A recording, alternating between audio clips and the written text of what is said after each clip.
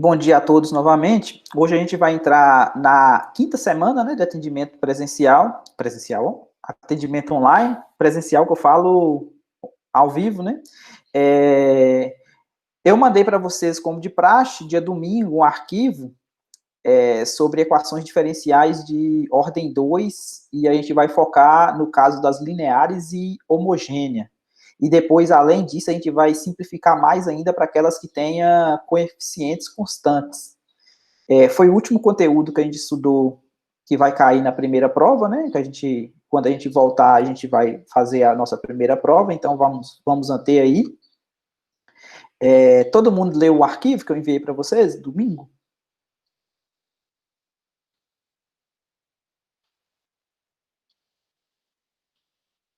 Leram, pessoal?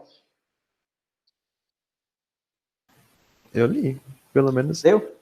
Mas isso aí, Beleza. tipo, a última matéria que a gente tratou em sala, né? Isso, exatamente. Só o Gilmar, gente?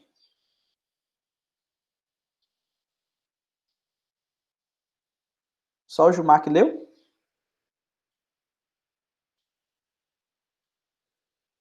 Pessoal, vocês estão aí?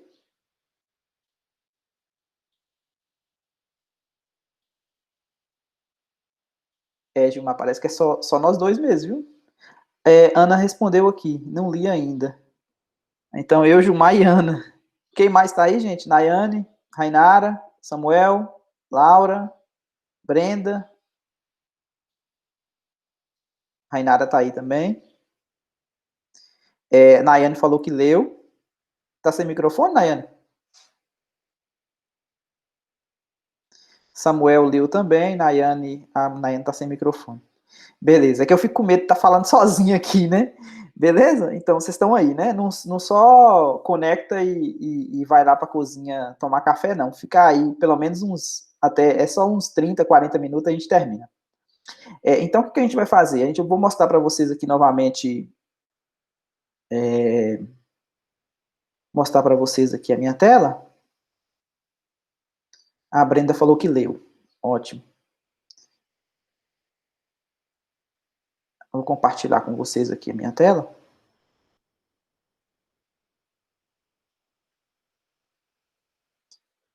Esse aqui é o arquivo que eu enviei para vocês. Vou deixar ele aqui. Vou deixar o chat aberto aqui, como eu sempre faço.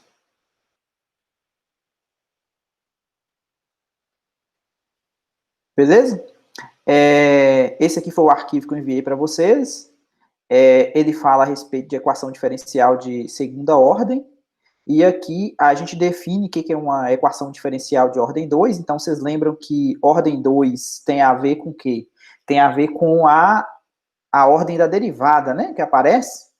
Então, a derivada que aparece aqui, ó.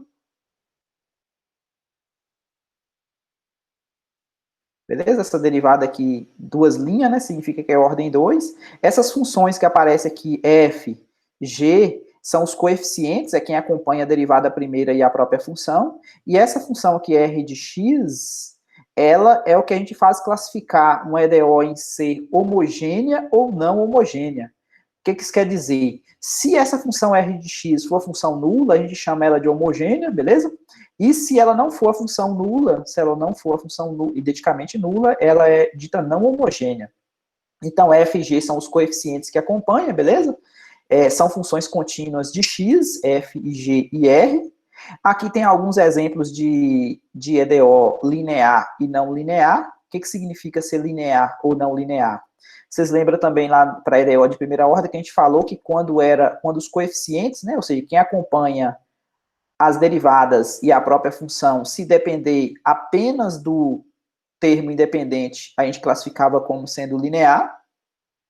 E se dependesse da derivada, das derivadas e da própria função, ou seja, uma função acompanhando uma derivada, por exemplo, a gente classificava como sendo não linear.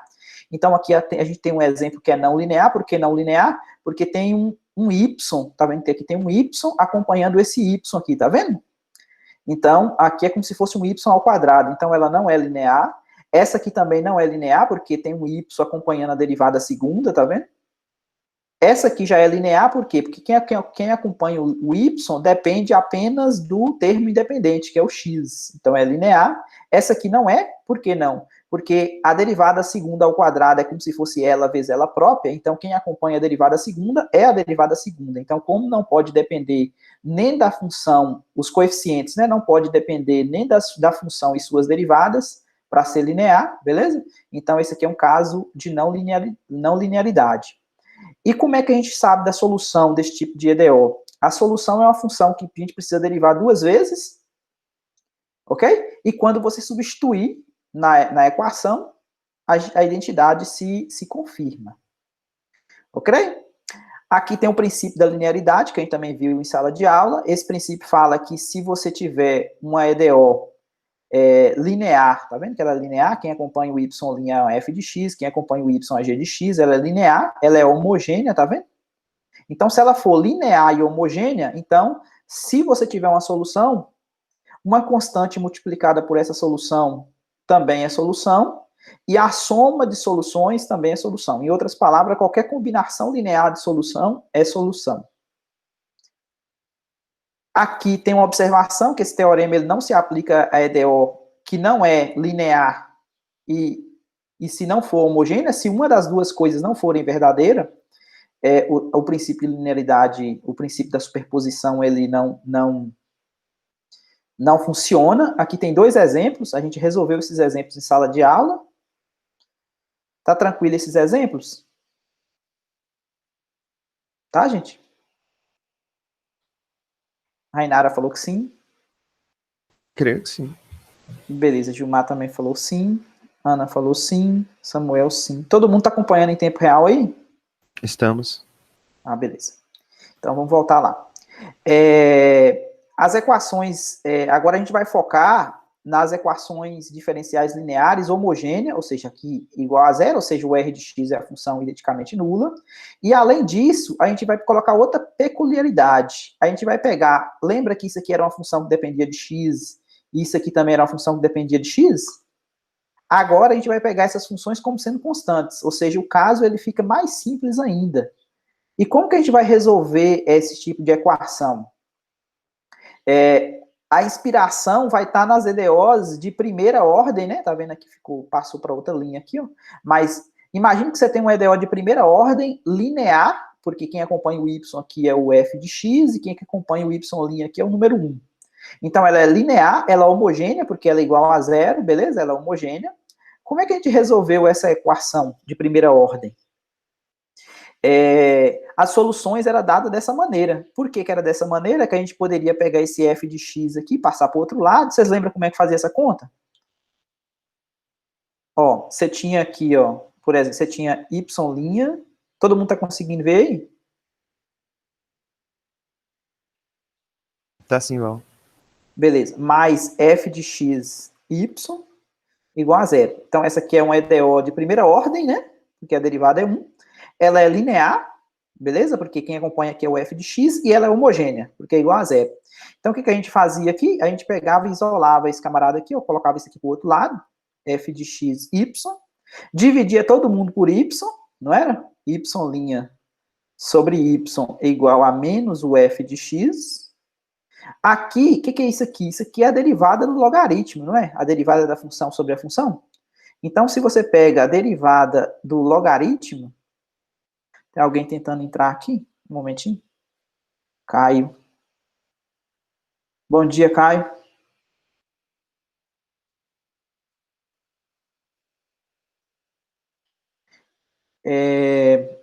Voltando aqui. Então, se a gente pegasse a derivada do logaritmo igual a menos o f de x, então, se a gente integrar aqui dos dois lados, em relação a x, o que a gente tinha? A integral da derivada dava a própria função, né? Mais uma constante que a gente pode passar para o outro lado. E desse lado aqui fica a integral de menos f de x dx, né? Mais uma constante. Para a gente extrair esse y de x, que a gente faz, calcula exponencial, né? Que é o inverso do logaritmo.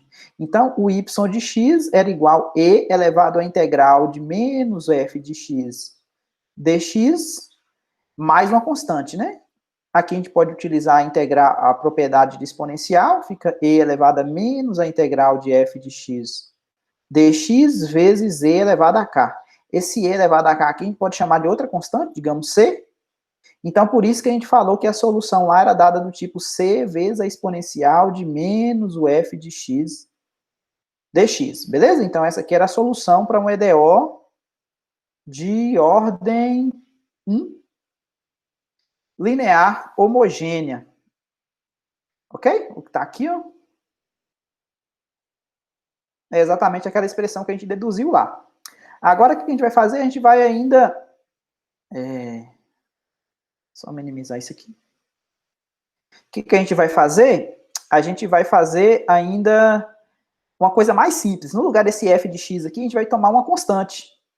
Então, aqui vai ficar menos kx, né? Porque a integral de uma constante vezes x... A integral de uma constante é x, né? K é a constante vezes x. Então, por isso que aqui ficou c e elevado a menos kx. Então, a inspiração para sugerir uma solução para um EDO de segunda ordem é essa, né? Ou seja, a gente vai supor que a solução tem esse formato aqui, ó, o mesmo formato da solução da EDO de primeira ordem. Tranquilo? O que a gente faz agora? A gente pega isso aqui, deriva duas vezes, ok? Deriva duas vezes, substitui aqui, deriva uma vez, substitui aqui, coloca ela própria função aqui, ó, tá vendo? A derivada segunda vai dar isso. A derivada primeira vai dar isso. E a própria função vai estar aqui. Multiplicou por A, multiplicou por B. Tem alguém querendo, Roberto? Bom dia, Roberto.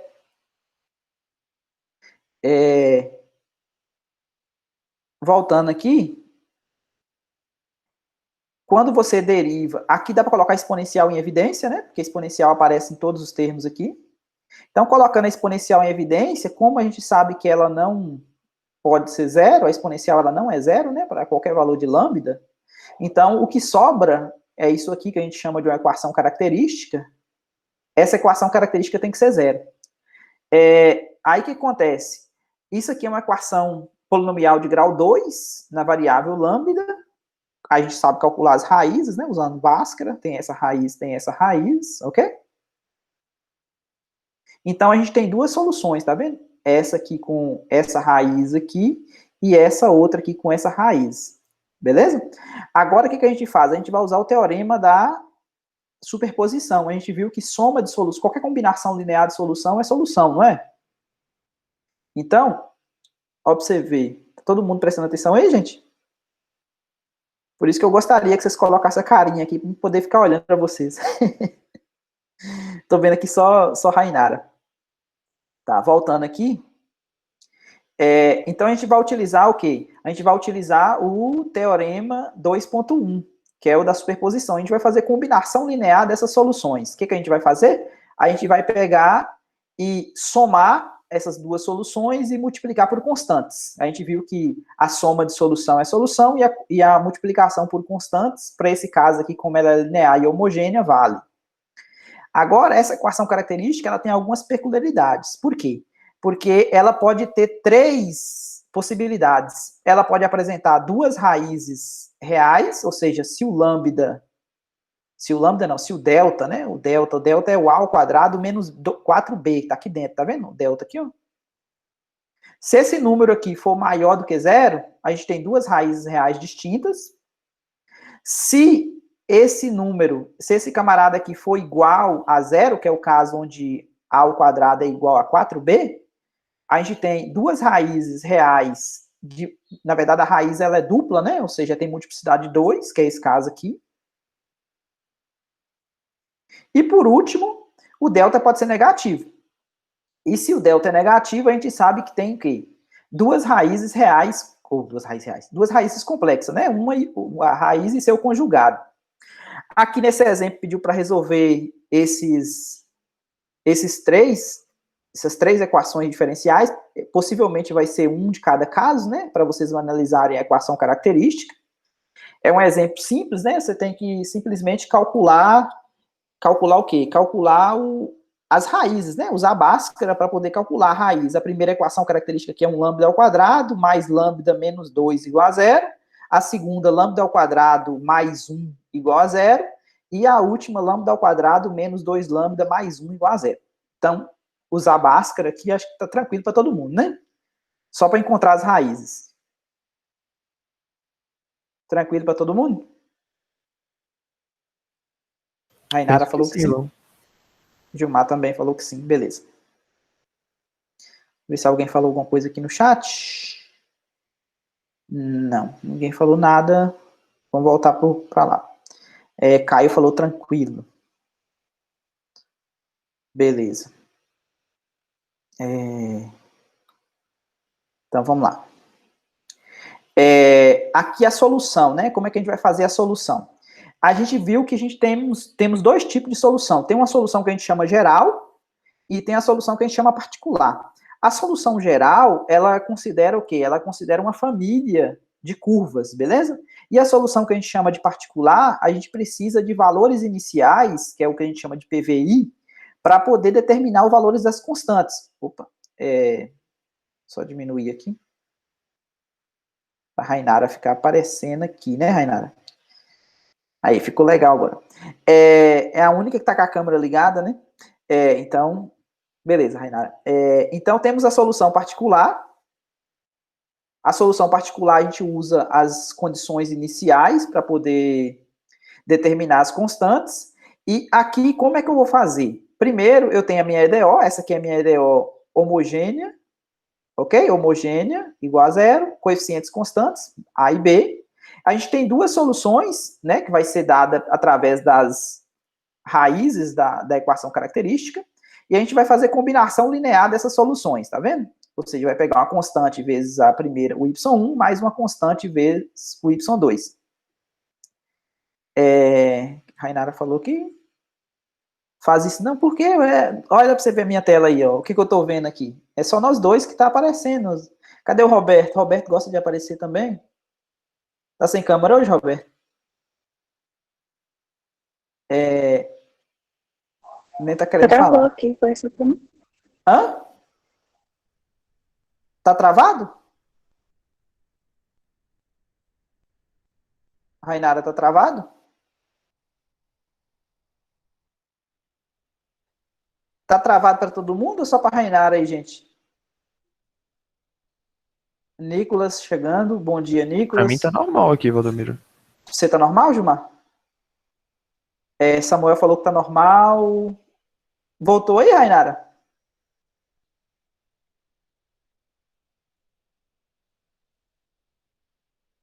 Não? Se for o caso, talvez saia e entra novamente, talvez melhora. Deve ser minha net. Você pode sair e entrar novamente, talvez atualiza alguma coisa e tal. Então, voltando aqui, ó. Então, falando das soluções, a gente estava falando da solução, né? Então, eu preciso agora que minha solução geral, ela dependa de duas constantes, porque vocês lembram lá na EDO de primeira ordem, a gente tinha uma constante e a gente precisava de um valor inicial para determinar essa constante, beleza? Agora, se essa solução aqui, para ser considerada solução geral, ela tem que depender de C1 e C2. Não pode haver uma redução para uma única constante, beleza? A pergunta é, quando poderá ocorrer tal redução? Então, de acordo com o livro dado em 5, né, que é o livro do Reginaldo, se as soluções forem linearmente dependentes, ou seja, se elas forem LD, isso acontece, ou seja, fica dependendo apenas de uma constante. Por que fica dependendo apenas de uma constante? Porque você vai pegar o y1 igual a k1, porque uma das soluções, ou seja, o y1, ela vai ser um múltiplo escalar da outra solução, beleza? Ou isso aqui acontece, ou o y2 é um múltiplo de y1, ok? Então, se isso acontece, você pode simplesmente colocar aqui, ó, e colocar uma constante em evidência. Então, o que acontece? Você pega esse y2 e coloca aqui, ó, tá vendo o y2 aqui nesse lugar. Como o y2 é k, y1, só fazer a conta aqui para vocês verem. Ó, deixa eu ver, vamos pegar outro quadro aqui, ó. Eita. Você tem y de x, que é minha solução geral, é C1, y1, mais C2, y2, certo? y2, y2 de x. Se você pega, por exemplo, o y1 como sendo, por exemplo, k, y2, ou seja, um é múltiplo escalar do outro, né? LD. Então, aqui o que acontece? No lugar do y1, você vai ficar com k, y2, está substituindo, né? Mais C2, y2 de x. Então, aqui dá para colocar o y2 em evidência. Então, vai ficar o quê? C1K mais C2, todo mundo que multiplica y2. Só que isso aqui é constante, não é? Sei lá, K1. Então, a gente chegou que o y de x é igual a K1, y2. Está vendo que depende apenas de uma constante? Então, quando acontece isso, a gente tem que elas não formam uma base de solução. Esse y1 e y2 aqui, linearmente dependente, não formam uma base de solução, beleza? E se eles não formam uma base de solução, vai depender apenas de uma constante, e essa combinação linear não é considerada uma solução geral. Ficou tranquilo para todo mundo? Ficou, gente? Penso que sim. Beleza. Então, voltando aqui, ó. Então, a gente precisa... Ana falou aqui que sim. Ok. Vamos voltar aqui. Então, nós temos o que agora? Nós temos que, para formar uma base de solução, precisa ser linearmente independente, ou seja, uma não pode ser múltiplo escalar da outra. Como é que a gente testa que duas funções são LI? Uma maneira mais simples é pegar e dividir uma pela outra. Se você dividir uma pela outra e der uma constante, ou seja, não depender de x, ela é LD. Agora, se você pega e divide e der alguma coisa dependendo de x, significa que elas são LI. Então, é a maneira mais simples de mostrar que duas funções não são múltiplo escalar uma da outra, ou seja, se a divisão depender de x, variar com x. Ok? Então, aquilo que eu tinha comentado com vocês, se y1 e y2 forem solução e forem LD, é aquela conta que a gente fez lá no quadro, beleza? Então, pode ficar, vai depender apenas de uma constante, que é essa aqui, ó. Então, não forma uma base, não é solução geral.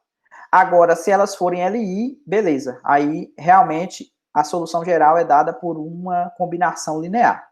Então, esse teorema aqui, ele fecha a nossa discussão. Essa solução aqui, ela é considerada a solução geral, beleza? Dessa EDO aqui. Se somente se y1 e y2 formam uma base de solução, ou seja, se essa divisão não é uma constante, ou seja, depende de x. Ou seja, y1 e y2 são linearmente independentes. Aqui tem mais um exemplo para achar as soluções das EDOs, né? Verificar se são LI ou LD. Essa conta aqui é tranquilo para todo mundo? Vai ter... Brenda perguntou aqui, caso seja LD, tem solução geral? Tem.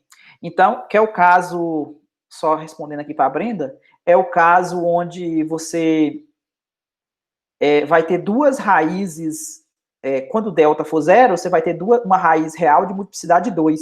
Então, o y1 e o y2 vai ser iguais, né? Então, quando você divide um pelo outro, vai dar 1, beleza? Aí, o que a gente vai precisar fazer? A gente vai ter que utilizar uma técnica chamada variação de parâmetro para poder encontrar uma outra função de forma que seja LI com uma das que você tem, né? Porque você tem duas que são iguais. Ok? Mais para frente a gente vai ver esse caso, quando a gente tem duas raízes, a raiz real de multiplicidade 2, beleza? Então, vai acontecer esse caso aí, viu, Brenda? Mais para frente a gente vai chegar nesse caso. Brenda não, Bruna, desculpa. Foi Bruna que perguntou, não foi Brenda. Não. Bom, voltando aqui. Aqui temos os problemas de valor inicial, que é chamado os PVI, né?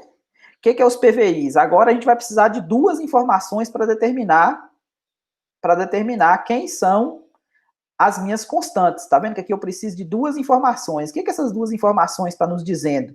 Está dizendo que quando o x é 0, a imagem é 2, e está falando que a inclinação da reta tangente ao gráfico solução, ou seja, a curva do gráfico solução, y de x, vale 1.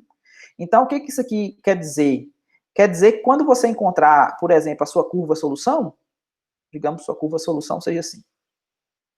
A imagem do zero aqui tem que ser 2, beleza? A imagem do zero tem que ser 2. E o que você sabe mesmo? Você sabe, deixa eu só colocar outra cor aqui. Você sabe que se você pegar a reta tangente aqui, ó, nesse ponto, essa inclinação aqui, ó, vale 1. Então, isso que significa o y de 0 ser 2 e o y' de 0 ser 1. Beleza? Então, você quer uma curva que passa por esse ponto aqui, a imagem do zero seja 2, e cuja inclinação da reta tangente seja 1. Essa é uma maneira, né, que a gente chama de problema de... você dá a imagem do ponto e a inclinação da reta tangente do ponto. Mas temos outras maneiras de determinar essas constantes, que é o que a gente chama de problemas de valores de contorno ou de fronteira. Que aqui, ó, pra você ver, ó. Aqui eu pego duas informações distintas, tá vendo? Aqui eu tô dando para você a imagem do zero, e aqui não tem derivada, viu, gente? Esse aqui é o y, né, não é a derivada nesse ponto, não. Aqui é simplesmente só o y de π sobre 2. Ou seja, eu tô dando para vocês a informação, essa informação aqui, ó. Imagine que eu peguei a imagem do zero valendo alguma coisa, sei lá, 1, e a imagem do π sobre 2 valendo 2. Então, eu dei para vocês essas duas informações. Com essas duas informações também é possível eu encontrar que curva que passa por esses dois pontos, beleza? Eu preciso de duas informações para poder determinar a minha solução. Só minimizar isso aqui. Eu preciso de duas informações aqui, realmente aqui não é a derivada, beleza? Porque se fosse a derivada, teria que ser no zero também. Ou seja, a informação teria que ser no mesmo ponto, seria igual esse aqui, tá vendo? Então, nesse caso aqui, eu chamo de valores, problema de valor de condições de fronteira ou valor de contorno. Também com essas duas informações aqui, eu consigo determinar quem é a curva, quem é a solução particular que passa por esses pontos. Ficou claro para todo mundo? Ficou, gente? Acho que sim, Val. Beleza. Se tiver alguma dúvida, pode perguntar, viu, gente? Por áudio ou no chat. Tá, continuando. Aqui, eu acho que eu vou deixar isso aqui para a semana que vem, porque a gente já está terminando. Aqui a gente precisa determinar as soluções. Aqui é quando a gente vai realmente fazer as contas de como a gente vê o caso onde tem duas raízes, tá vendo? Duas raízes reais distintas. O outro caso, quando as raízes, o segundo caso, né? Que é quando é complexa. E o terceiro caso, que é o que Bruna perguntou, é quando o delta dá zero e a gente precisa encontrar uma outra solução LI. Então, eu vou deixar isso aqui para a próxima aula, ok? Senão a gente termina hoje.